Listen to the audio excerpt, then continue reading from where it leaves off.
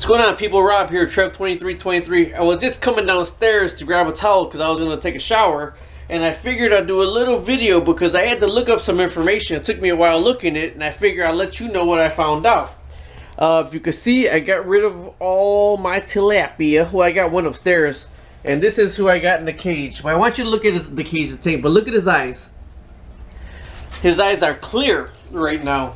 When I got rid of my tilapia, well, this video is going to be about the cloudiness of your Pacu's eyes. Pacus, Pacu, whatever you want to call it. I just say Pacu, of his eyes. This Pacu right here, I'd venture to say I got him probably in August, September, October, November, December, January, February, March. So he's like maybe 7 months old, 6 months old right now. This is a 125, 130 gallon tank right here. And that's him right there. There is also a Pictus catfish in here, but I wanted to go over about those cloudy eyes, those foggy eyes.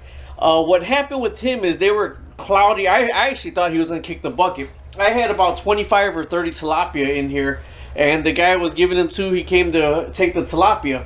So I had a big 5-foot PVC filter on the side right here. I had, that one wasn't on there, I just had a really small one, and I had no undergravel filter going. Alright, so I got rid of the tilapia. We went, I was taking the water out of here to fill up the tank so he could put it in the van so he could take it. So I took the water down maybe to about right here is what I took the water down to. It was already green. I've been working so much overtime, I really haven't had a chance to take care of the water. Alright, so with all the commotion, with all the fighting everybody or whatever, he got overstressed. I thought he was going to die.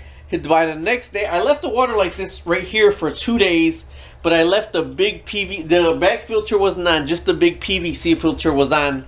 So there was still filtration and still aeration in the water.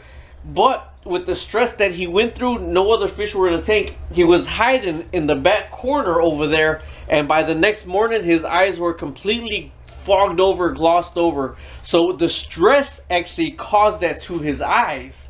Okay, so now that all the fish were gone, I put for 2 days before I put the new filtration on, excuse me, his eyes were still glossed over. Okay, so I waited. This is about a week, maybe a week and a half later now. I waited to shoot the video because I had the water in here, and some of the gravel already had a biological, like an equalization is what I call it. So I put a completely new filter in here. I took off the 5-foot PVC filter, and then I put on the undergravel filter again. Okay, since I can use the undergravel filter, you can't use it with a tilapia because they make their nest, so they make big holes, so there's no undergravel filtration. So since this is going to be my Pacu, I'm going to tell you what his name is. His name is Little Squishy. And look at my past videos about my crayfish eating the Pacu. That's Little Squishy. The Pacu, the little crayfish was going to eat him when I first got him. But anyways, so it took about a week and a half for the biological media to equalize back in this tank. Like I said, this water was halfway down. It was already turning green. It was really bad water, but it's what he was used to being, and therefore when I put the new filter on, it was brand new. There was nothing in the media, nothing to mechanical or biological filtration. Well, the mechanical would be from the carbon, but no biological media yet in there. And the gravel really just had the stuff that was the feces can that was sitting in there, but it wasn't an undergravel filter as of yet. So I put 20 more pounds of gravel in here, and I let it sit for a week and a half. So, but it actually took about a week for his eyes to clear up. See his eyes? They're cleared up now. He's looking at you there. It took a week for his eyes to clear up. So my Pacu, what caused his eyes to get really cloudy was stress. So if you're going to stress your fish out, that is what's going to cause it. I'm really not going to say it was the lack of filtration, the lack of media, because he was in that water with those tilapia for 2-3 months. And granted, it was filtering and everything, but there was a lot more fish that should have been, and he was fine. His eyes weren't great. It wasn't until I took all of them out, fighting with the net back and forth, taking the water all the way down, that is when his eyes glossed over. Either way, I wanted to show you that. There's a pick this catfish in here also. I'm going over some stuff since that I got a Pacu. A lot of people say this 125 or 130 is not going to be big enough for a Pacu. It's this, that, and the other, yada, yada, yada. Well, there's a guy in New York that has a Pacu in a 75, and he's had it there for like over 20 years in a 75-gallon tank, and it is doing fine. So right now, other than to pick this catfish in there, I might put a Placostomus in here just to keep the glass clean. But this is going to be his tank from here on out. I got a full-size tilapia in a 55 upstairs. He doesn't have a lot of swim around room back and forth. He has enough to keep him happy. And I mean, he's like, he knows when I'm home. He knows when I'm going to feed him. He knows when I'm going to go sit in the tank with him. He's real cool. Okay, but since I'm down here, I was going to show you the other stuff I had. If you're new to my videos, this right here is a minnow breeding tank.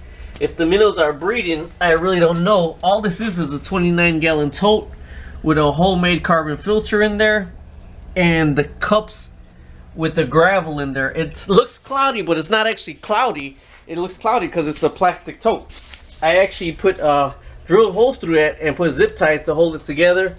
And I don't know if you can see anything in there. Those little suckers are fast and they hide, but you can see them over here because I do have another 33 gallons. You see them darting around fast. Those are minnows also. There's one goldfish, a minnow. There's a crayfish all the way in the bottom right there. There's another crayfish right there. There's marble crayfish in there also. Another water bottle filter. So the setup I have here, seeing that we're going over that, is I have a Whisper 150. And that Whisper 150, I'm about conserving energy and conserving as best I can. So that Whisper 150 is using about 15 watts.